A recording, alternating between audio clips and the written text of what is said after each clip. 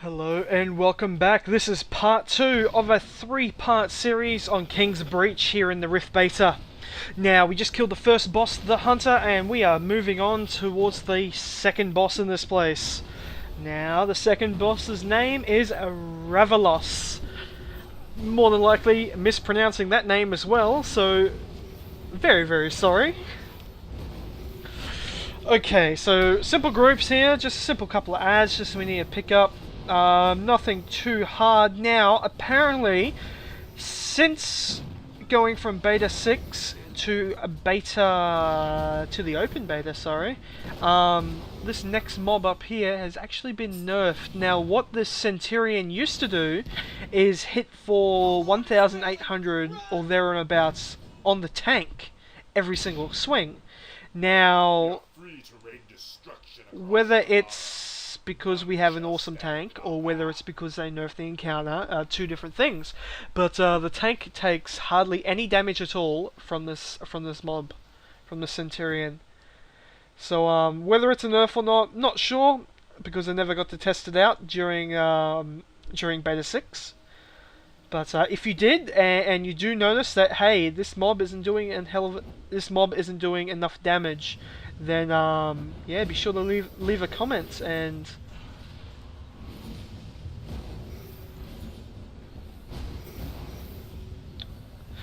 already, as you can see, yeah, he's not hardly doing anything, is he? Tank is taking no damage whatsoever. Even someone, someone in the group even mentions it, hey, this has been nerfed, what's up? Alrighty, simple stuff, so we're just going to kill this guy, then we're going to move on.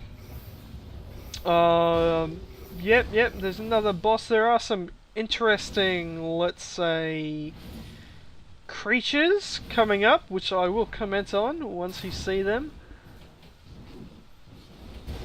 Just a simple dog packs here.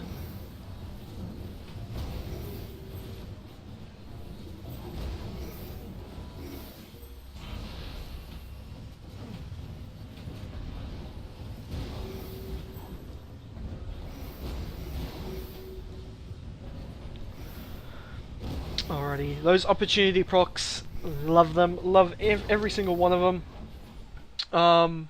Same basic rotation. I mean, the rotation does not change. It's basically your judgment at this level. It's your judgment on what you want to do. If the tank is taking too much damage, you throw in Nature's Touch.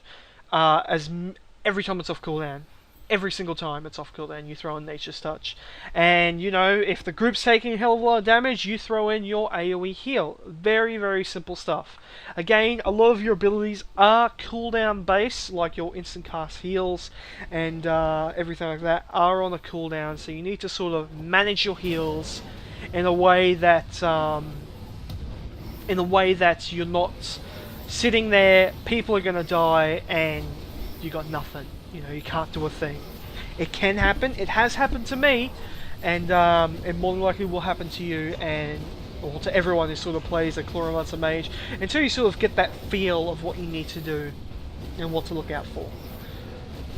So my Corrosion, as you see there, absolutely love that spell. Whenever there's more than one target, I usually pop it, as long as there's no massive AoE damage that I'm going to be taking while standing over there.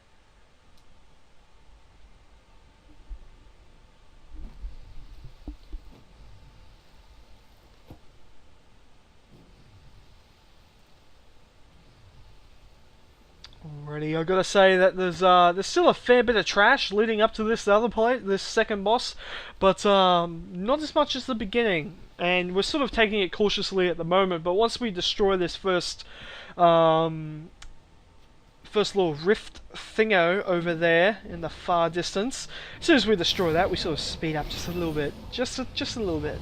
We're more confident in our heals and in how much damage the tank is taking and everything like that. So these little dragon pools, I mean, they do nothing to sort of worry you whatsoever. The tank is taking hardly any damage from them. As you can see, I'm in nice and close, keeping up my corrosion, doing all that damage. Absolutely love it. There is another ability in the Warlock tree which actually puts down like an AoE channeled spell. Haven't got it yet, so I can't test it out. But once I can test it out, I'll be sure to inform you on how well it works.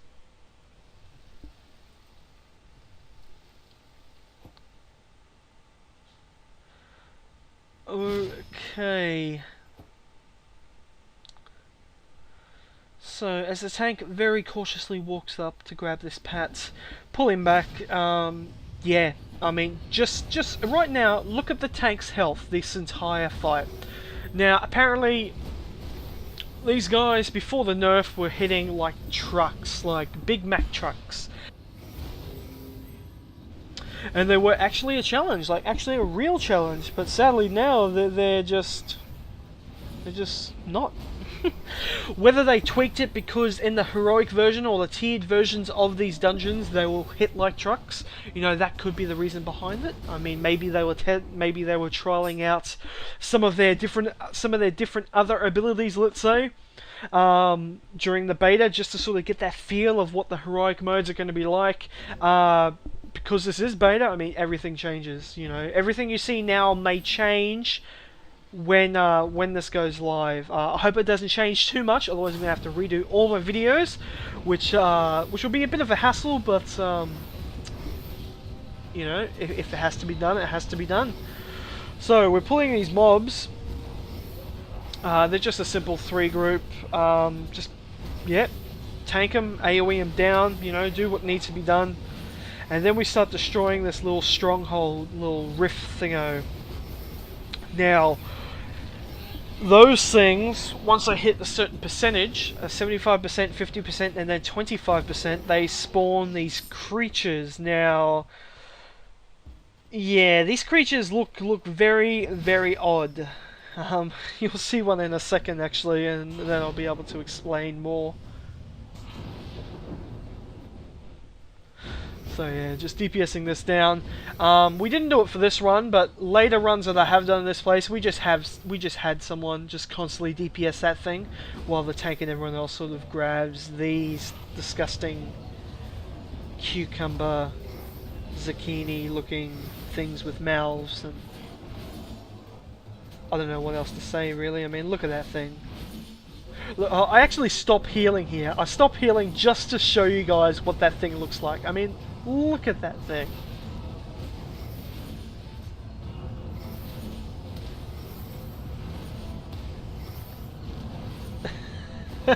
Well, okay, as long as it's not a spider, I'm happy. I mean, this thing, easily dead. Look at that. Falls over. So there's 2 more that happens.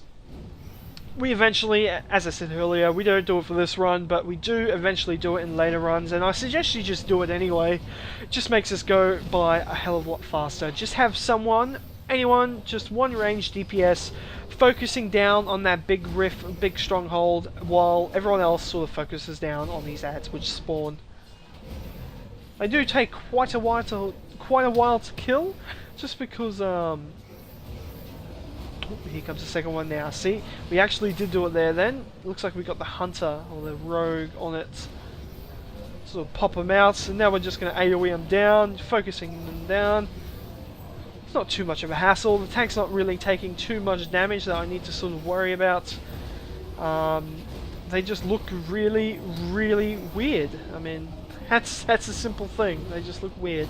Looks like they have pincers on their tails and these little crab legs, and I can't even judge where their eyes are. I can't even tell where their eyes are positioned, or whether they even have eyes.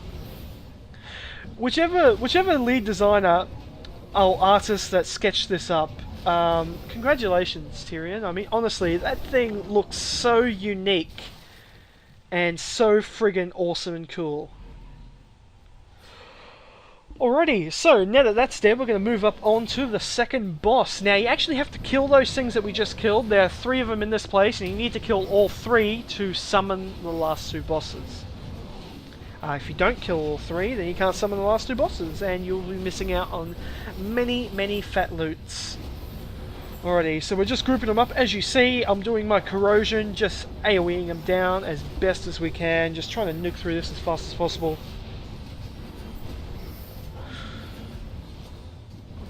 Working them down.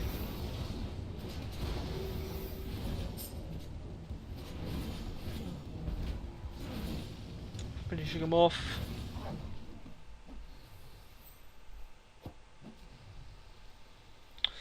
Ooh, there's a red moon. Okay, moving on in. Now this tunnel, these little groups here, these 2 packs, their damage is actually quite a lot. Be aware of it. I believe they also put a poison debuff on people, so if you can cleanse poisons, please do so. Other than that, it's just group them up and make sure the tank has aggro. Do not pull aggro like that cleric almost did. And yeah, just nuke them down. Focus them down. That's why we've marked them. 1 and 2. Very, very simple.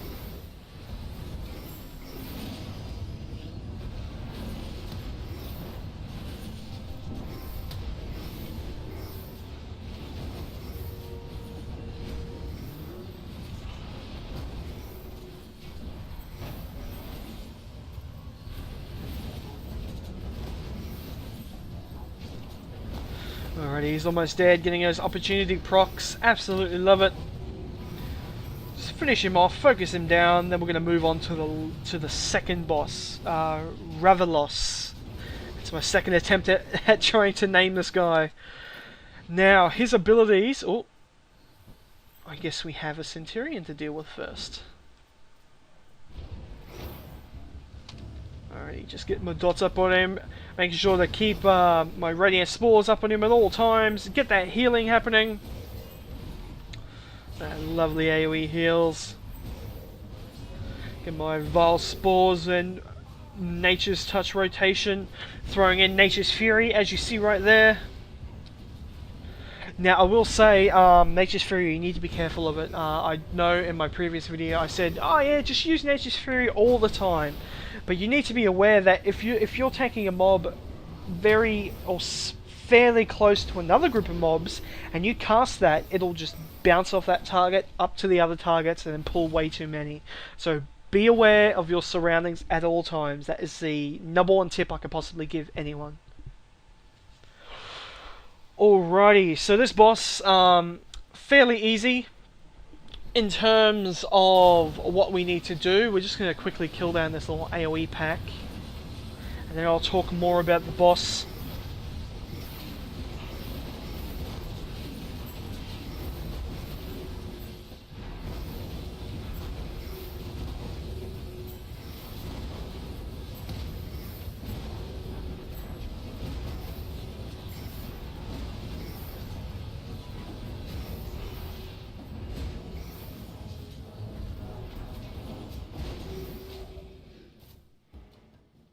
Okay, so this boss is a very position boss. Like, you want the tank to tank him over to the side like that. No one can stand on his tail or stand in front of him. And you need to stand, all DPS and healers need to stand onto the side of him. As you just saw on the ground just then, that was crystallized goo. Now what that does is, it periodically damages the person that's standing in it, and it also puts a slow effect on them. So best thing to do here is to move out of them as fast as possible, making sure that you don't walk into the tail or walk into the face. Reason why you don't walk in front of him is because he does a frontal stun, let's say. Oh, I forget the name of it now. But yeah, he basically stuns the tank for a certain amount of time. And he also puts up a debuff on that person, which reduces dodge, block, and parry as well. So be sure to be aware of that your tank will actually be taking more damage than expected. Alrighty, other than that, it's just a very simple DPS him down, making sure to get out of the bad whenever it spawns. Do not walk near its tail, and do not walk in front of it. Other than that, very, very simple. As you can see, walk out of it like so. How easy is that? Alrighty, he's almost dead, and that is it. He is down. Alrighty guys, that was the second boss here in King's Breach. This is Zukumani here. Thank you all for watching, and be sure to check back on my channel for part 3.